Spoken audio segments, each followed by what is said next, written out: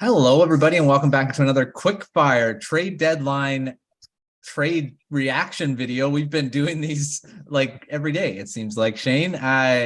We've got a ton to talk about in this one. This is not just one trade. We're going to go over a bunch that happened today and are actually happening as we were recording.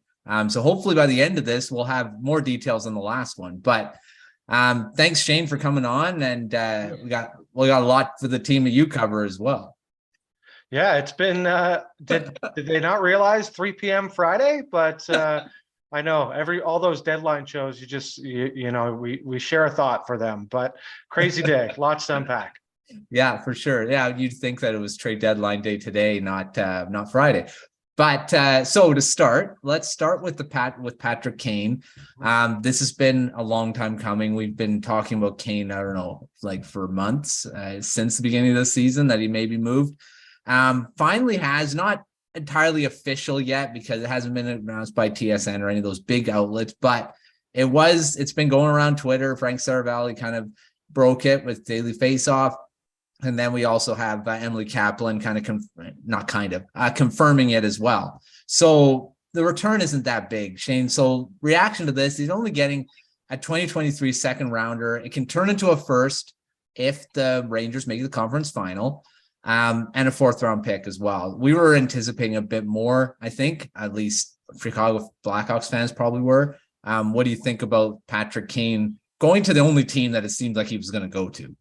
Yeah, finally reignited with Panarin. So I know that he's super happy about that. But Blackhawk fans that don't necessarily get it as far as the return goes, it's because there's no leverage there for the Blackhawks. Kane was only going to go to likely New York and the Rangers specifically. So as far as negotiation goes, they just didn't have much to stand on there. So a couple of picks, and sounds like they've made the money work, as crazy as it was. But excited to see what that brings. I mean, the Rangers are loading up, and they were already pretty stacked. So look for them to get back, at least win one playoff round this year, if not get back to making some noise in the playoffs.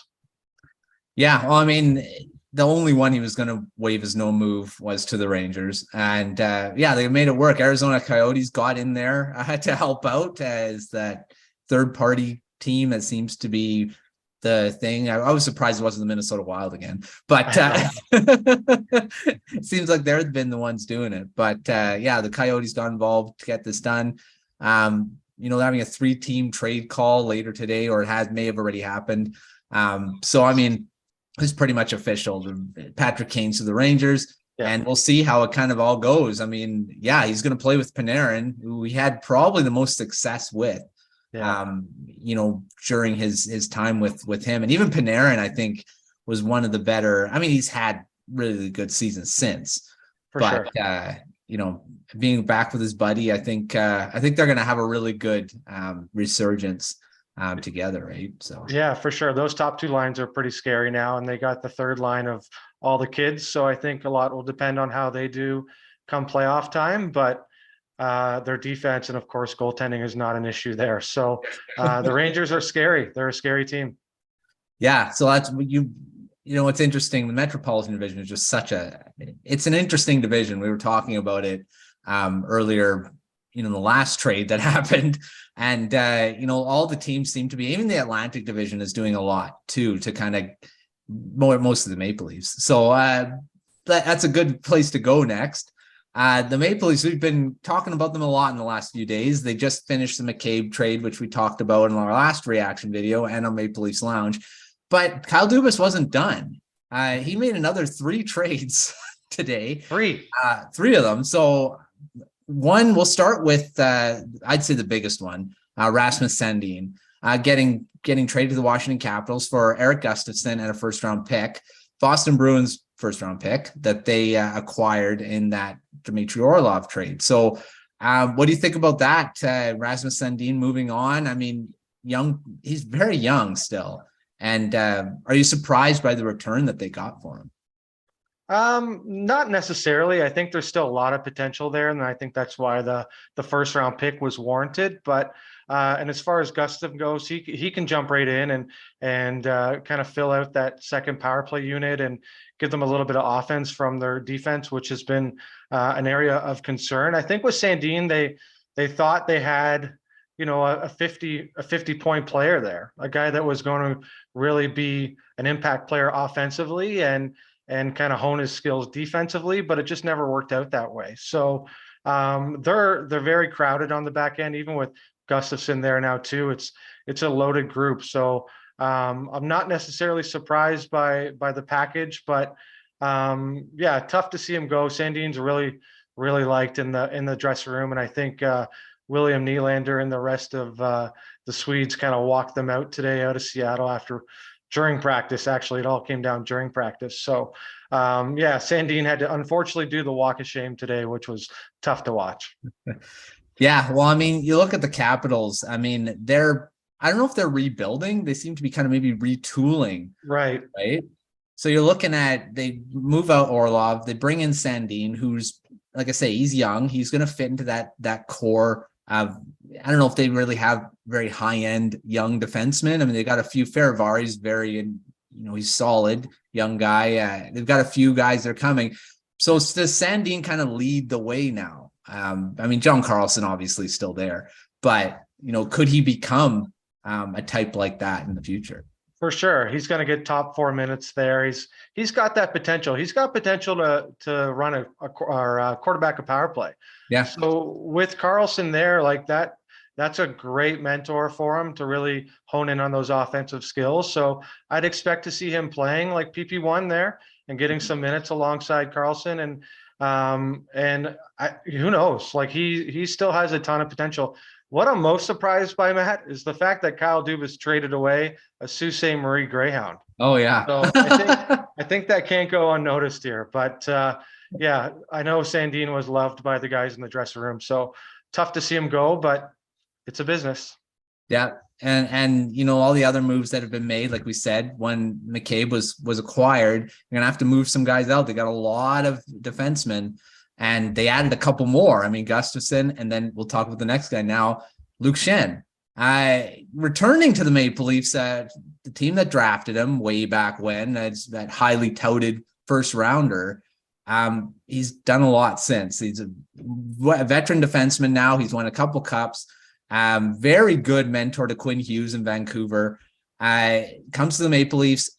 Likely a rental. It seems like he wants to come back to Vancouver in the offseason, but they got only a 3rd round pick to give up for this guy who I believe I don't know if he's leading the way in hits, but yeah, he's all time leading in hits all time right now. So what do you think about that trade, Luke Schenn coming back to Toronto?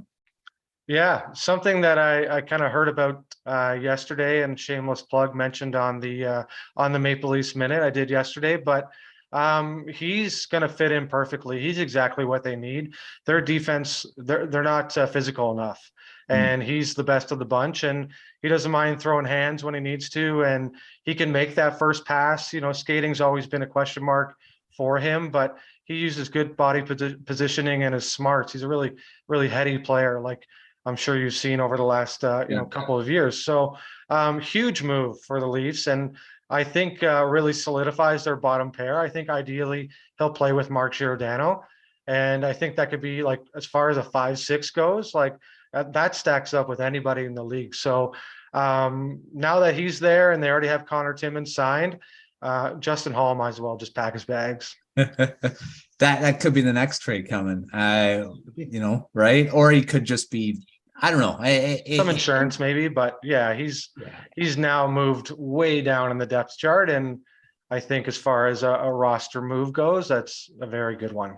Yeah, I'm sure a lot of people are happy about him being moved down the lineup and not playing so much anymore.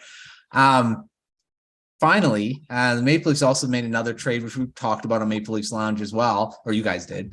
Pierre Engvall getting moved, and he was traded to the New York Islanders for a 3rd round pick. So another, low end move, but you're moving out of bottom 6 because they have acquired a few bottom 6 guys in the last few days. So what do you think about the return that Engvall kind of got for Dubas there?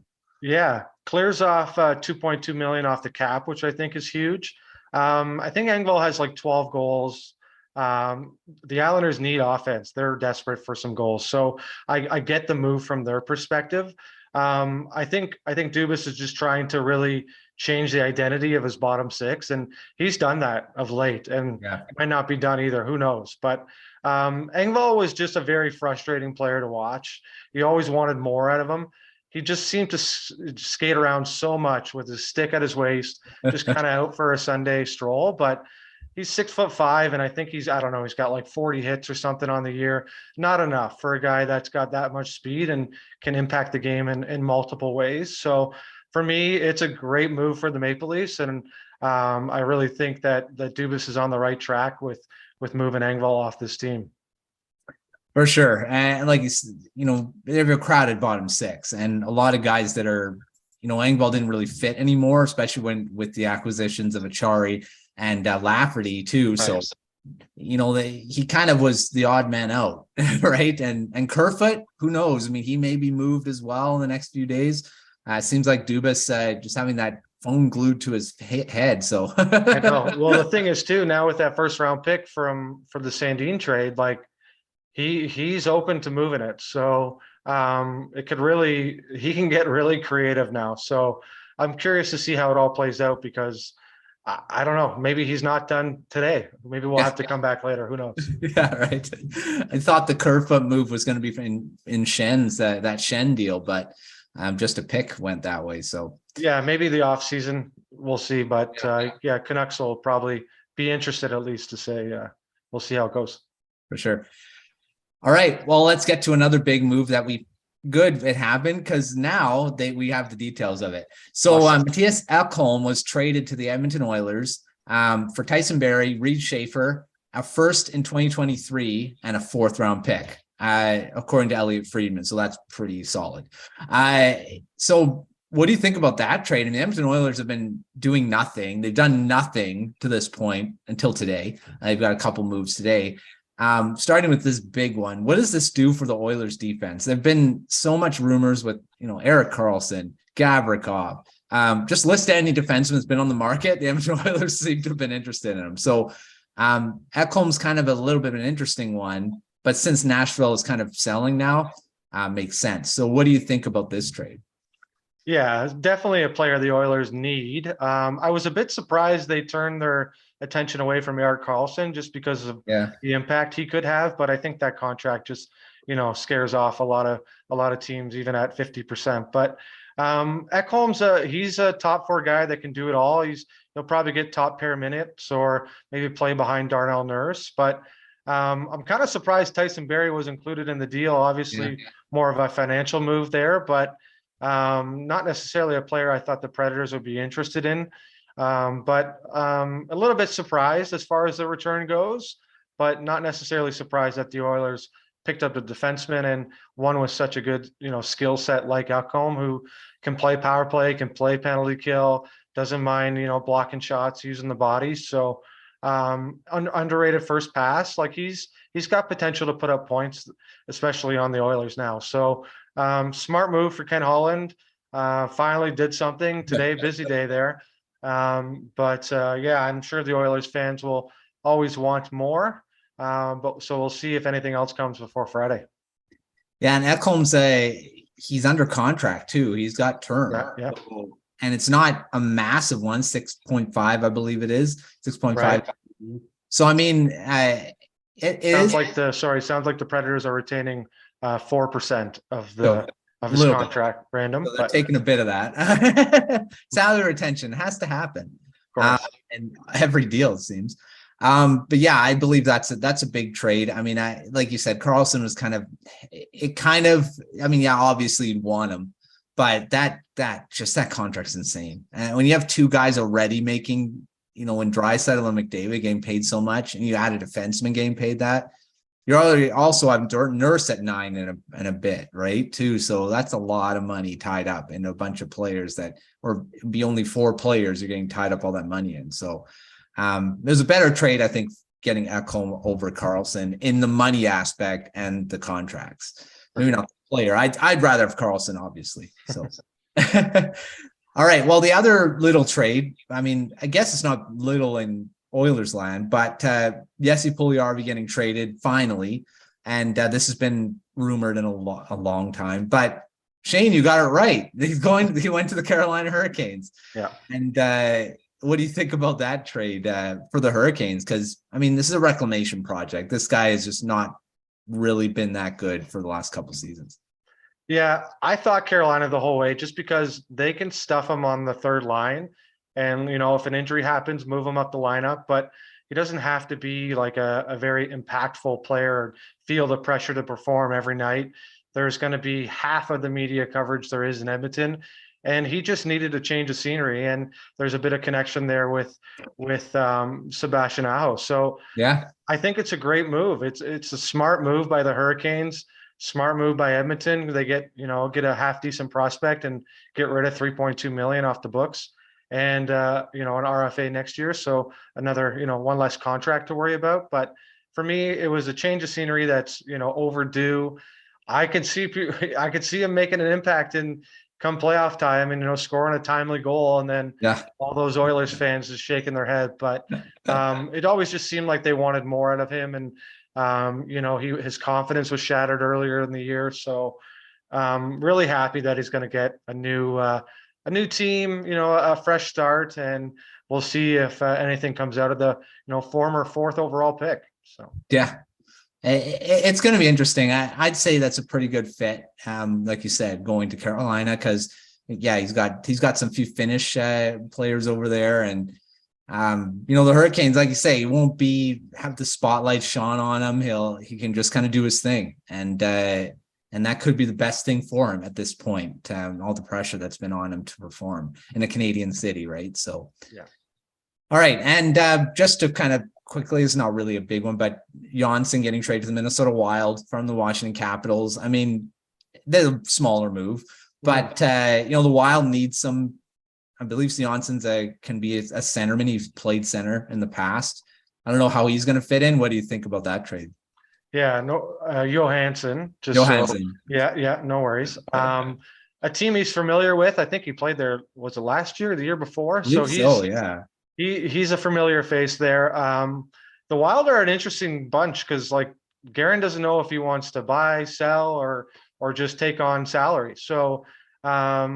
Yeah, I think it's a smart move, just a depth move that'll kind of help move things along as they, make their playoff push. But a guy that can play all over the lineup in most situations, second power play, second penalty kill, those kind of things. So a depth move that, might have positive implications come playoff time. Yeah, we'll see. I mean, some of those smaller moves you sometimes make the biggest difference. So for sure. We'll see. So just to finish it off, this could happen, but I just want your thoughts on it. There's been talk about Brock Besser getting moved to the Pittsburgh Penguins. I mean, I don't know. It seems like smoke is around. This is from David Pagnotta from the 4th period. Yeah. Sometimes not the sources and very strong sometimes, but it's out there. So what do you think about Brock Besser potentially going to the Pittsburgh Penguins? Yeah, I had him circled as a trade target earlier on in the year for the Penguins.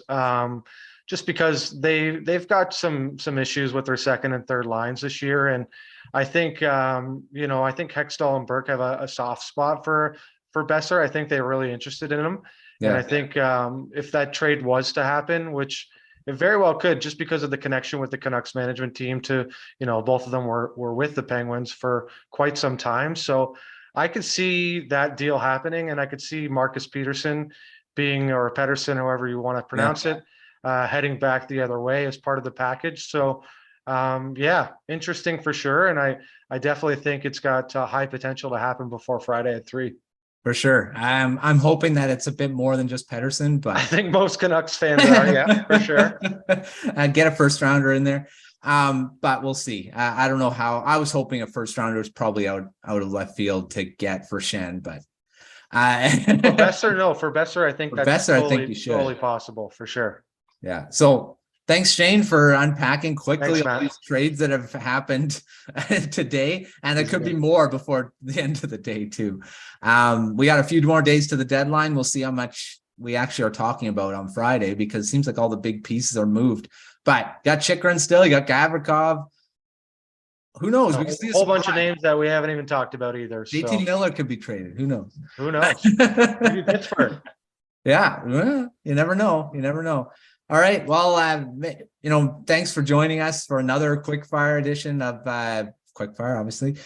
Trade reaction editions of this quick fire episodes. Make sure to check out hockeywriter.com, all the coverage there.